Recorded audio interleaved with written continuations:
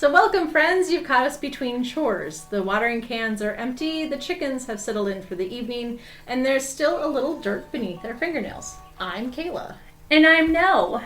You found us at the Garden Gate, a place where gardeners gather, neighbors swap stories, and no question is too simple to ask. Every week we'll pull a real gardening question from the online gardening community and bring it here to the fence line. Together we'll sort through the advice, separate gardening myths from proven practices, explore the science, rediscover the old ways, and share the practical knowledge that's helped generations of gardeners grow food and confidence. So pull up a bucket. Lean on that fence. The garden is always teaching us something. Let's see what today's visitor has brought to the Garden Gate. Well, now we've got our very first visitor at the Garden Gate. Ooh. I know. Today's question comes from the Reddit community Our Gardening. The gardener writes, I'm starting completely from scratch with building perennial gardens at my house and could really use some guidance. I'm tired of wasting money on plants that don't last. I've gotten different advice from different nurseries, and a lot of what I planted hasn't survived. I'm looking for a thoughtful, long-term plan that I can build over several years. Where should I start? First of all, I think just about every gardener has felt this way. Me? Well, yes, and you're going through this because you don't even have any garden. No. You have weeds. I have weeds. Lots of weeds. Mm-hmm. So you're not failing. You're learning. One of the hardest things about starting a garden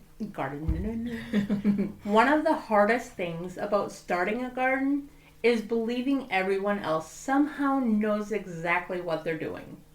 They don't. Every experienced gardener has killed plants. Probably lots of them. Some plants died because they were planted in the wrong place.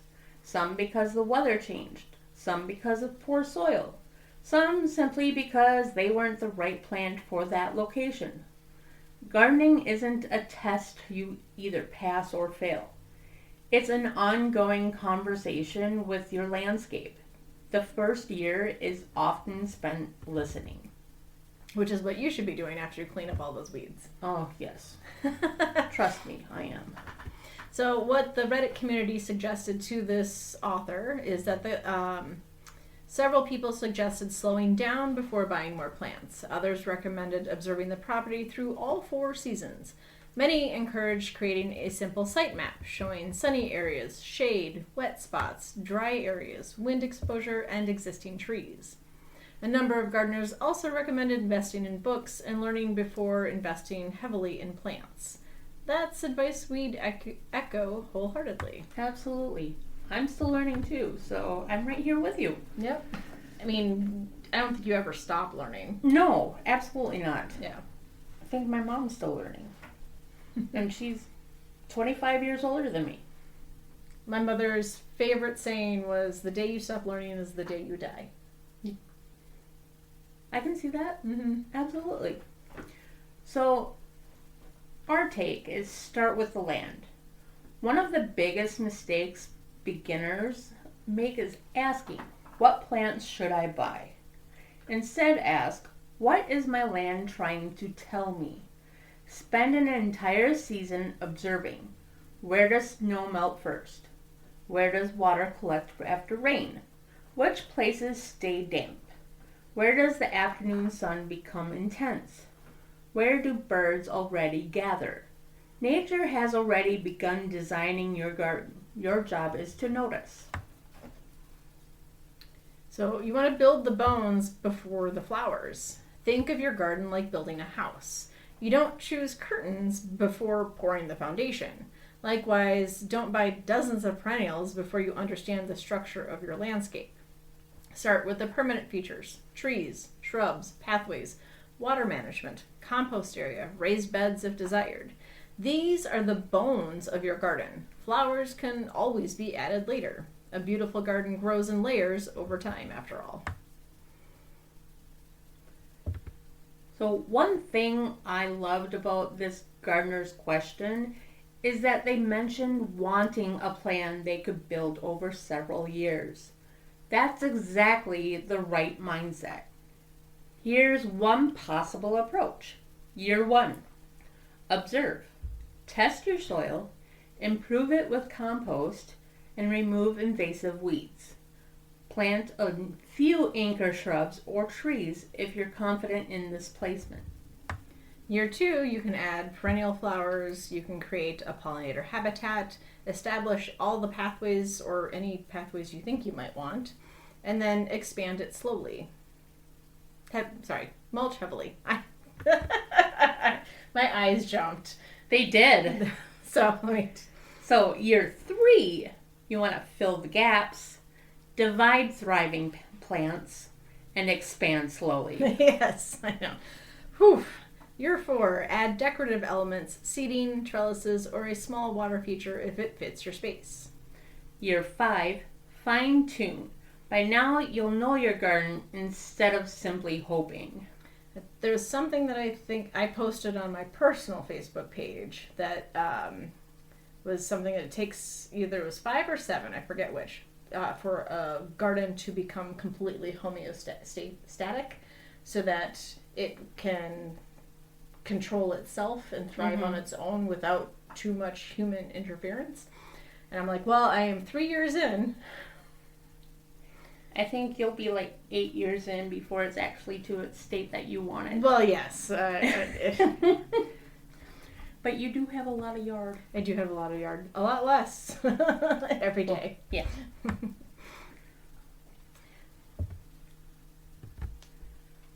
So, our ancestors rarely planted entire ornamental gardens all at once. Gardens evolved. Families added plants as they became available. Seeds were saved. Neighbors shared divisions. Aunt Margaret might dig up a clump of irises. Grandpa might hand over a few raspberry canes. Someone down the road might have extra daylilies. Many of the oldest cottage gardens were built on one gifted plant at a time. That meant they reflected relationships as much as they reflected design. Maybe that's something worth bringing back. Instead of trying to buy a finished garden, grow one through community. One reason new plants sometimes fail is that garden centers often sell what looks beautiful today, not necessarily what will thrive in your specific conditions. Before buying a plant, learn 3 things. Your hardiness zone. So USDA, that hardiness zones, like we are in zone 4/3, which is slowly becoming zones 4/5. Yeah. as the climate trending warmer further north. Yeah. That's gross outside today. Yeah. So know what your hardiness zone is in your region. So Europe probably has different hardiness zones than the United States. How many hours of sunlight the planting area receives, whether your soil tends to drain quickly or stay wet. Like where my dad is, they had something called sugar sand, and water literally just runs right through. Yes, it does. Matching the right plant to the right place dramatically increases your success. It's one of the oldest principles in gardening. The old saying is, right plant, right place. It sounds simple because it is. So here's a little garden wisdom.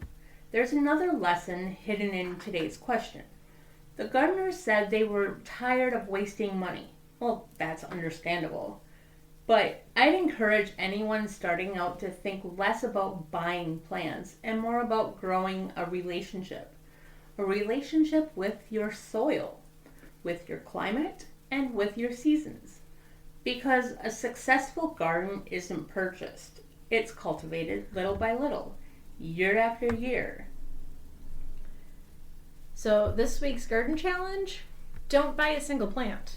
Instead, take a notebook outside. Walk your property in the morning, walk it again at noon, walk it again in the evening. Draw a simple map. Mark where the sun falls, notice where the wind blows. Pay attention to where butterflies gather. Look for the places where weeds seem happiest. My entire backyard. Those weeds are telling you something about your soil. So It's rich. yeah, go back and listen to our What Weeds Mean episode. Spend this week observing. You'll be surprised how much your garden is already trying to teach you.